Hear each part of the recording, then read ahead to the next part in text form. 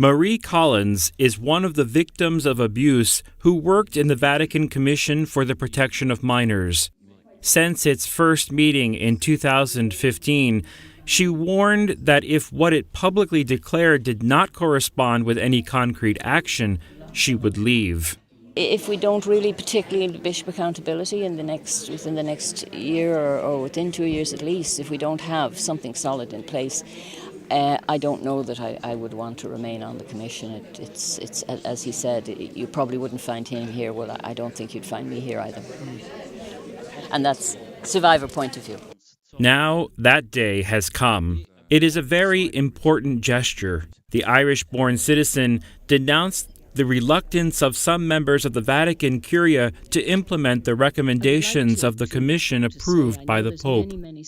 She also says that they have neither the resources nor the material to do their work, and that any progress is too slow or runs up against cultural resistance. She blames above all the Congregation for the Doctrine of the Faith, suggesting that it refuses to respond to the letters of victims of abuse, despite the fact that the Pope has asked them to do so.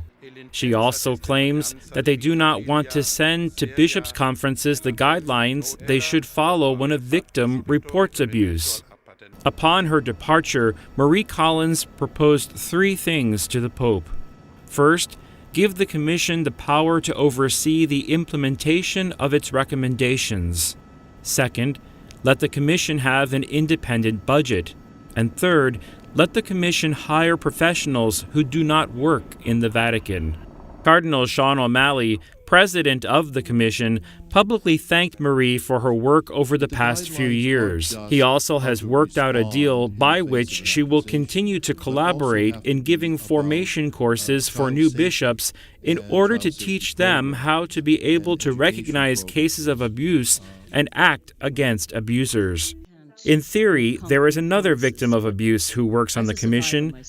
However, in practice, it is not clear whether or not Peter Saunders was suspended over a very difficult discussion concerning the Commission's ultimate purpose and authority. As I say, we're not here for lip service.